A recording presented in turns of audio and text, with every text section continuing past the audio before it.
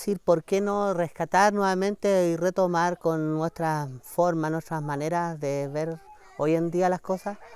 Esta antigua forma ancestral, ¿no es cierto?, de trabajar un material muy noble y darlo a conocer a la comunidad, pues, a la gente de aquí del pueblo.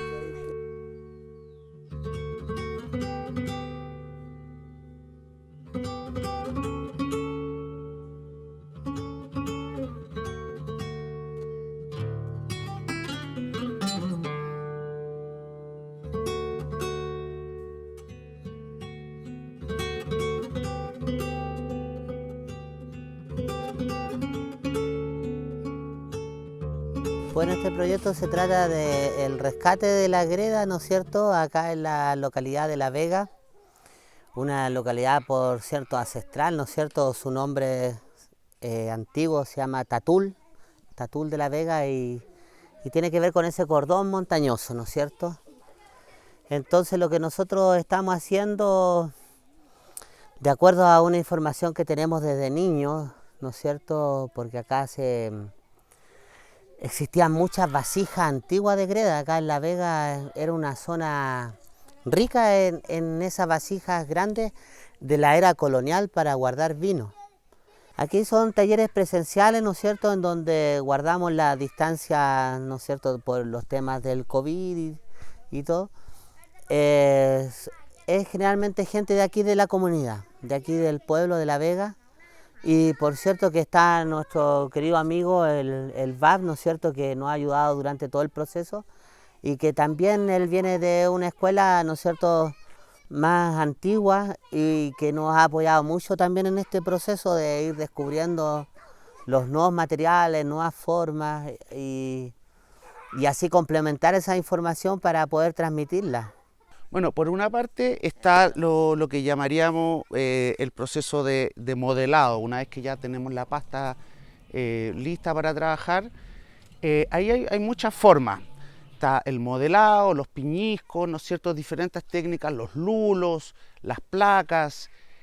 Cada quien va como intuyendo un poco la forma de trabajar. Entonces, en eso es un proceso muy autodidacta, ¿ya? Cada quien ve en lo cual es mejor para él, qué quiere hacer también. Entonces ahí uno va desarrollando inevitablemente uno su propia técnica, porque bueno, hay muchas, entonces es muy difícil usarlas todas también.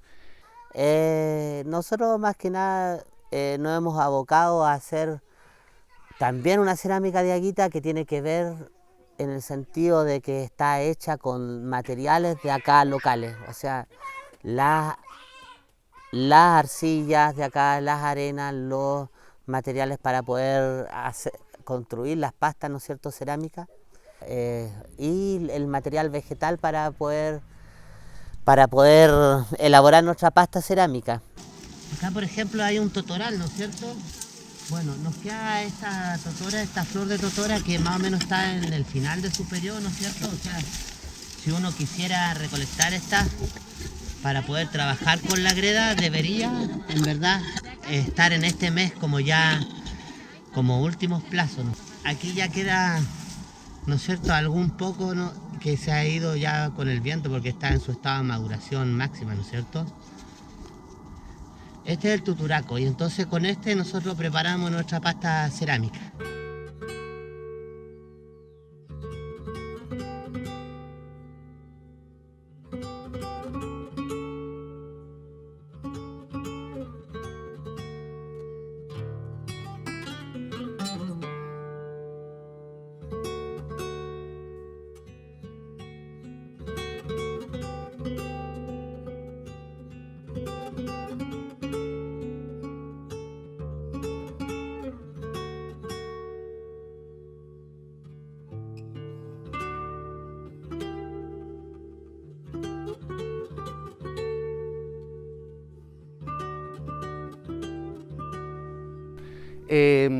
También hemos trabajado acá en este taller con el Mauri lo que se llama como la barbotina líquida, ¿ya? Entonces, piezas como estas, por ejemplo, estas dos de acá, que son como muy simétricas, ¿no es cierto? Están hechas con moldes de yeso, ¿ya? con barbotina líquida, que luego uno tira el excedente y nos queda únicamente la pieza. Y bueno, luego queda el decorado, adornado y el bruñido. El bruñido entonces sería esta pasta roja que está encima, esta pintura, si se puede decir, que está encima de estas piezas, ¿no es cierto?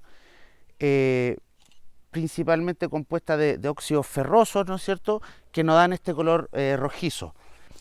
Acá están dispuestas ya las piezas, ¿no es cierto?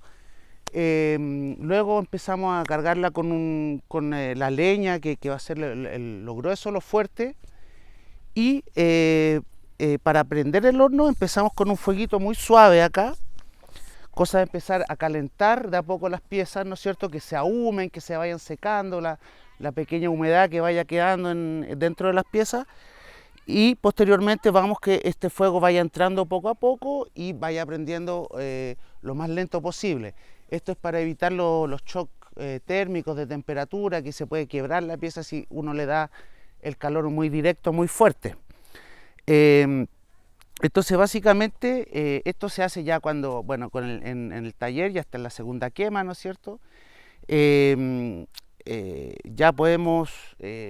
hemos pasado por todos los procesos que dijo el Mauri, ¿no es cierto? Del amasado, del modelado, del terminado de la pieza, ¿no es cierto? El embellecido final. Luego el secado, que se demora más o menos 1 a 2 semanas, acá es bastante rápido el secado. La idea es irlo alimentando un poquito más durante la noche y luego sellarlo completamente para ver el resultado de estas piezas. Sería mañana, unas 12 horas mínimo, mañana en la tarde por ahí.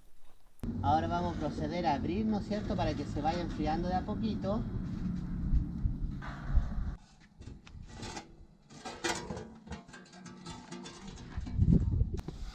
Que tenemos, vamos a ver un plato, ¿ya? Vamos a ver este platito. Bien.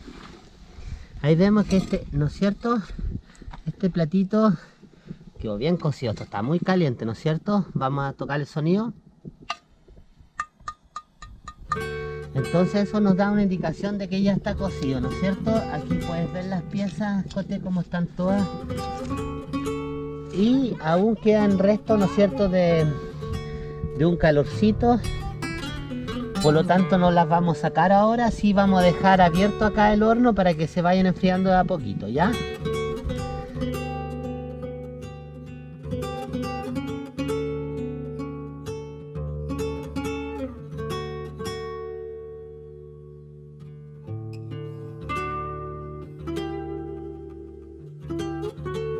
Recuerdo cuando era más chico, ¿no es cierto?, y estaba en la escuela agrícola, un profesor de historia que teníamos en el año 92, estoy hablando más o menos, me dijo, ¿tú eres de La Vega? Y yo le dije, sí, y me dijo, entonces tú debes conocer las vasijas de greda que están ahí en tu pueblo. Y yo le decía, claro que sí, nosotros nos escondíamos de niños en las vasijas jugando, qué sé yo, a las pilladas, las escondía. Entonces me llamó mucho la atención, ¿no es cierto?, ese relato. Yo creo que investigar y profundizar sobre esa cerámica, es por eso que de alguna forma uno se motiva con esto de trabajar la greda, de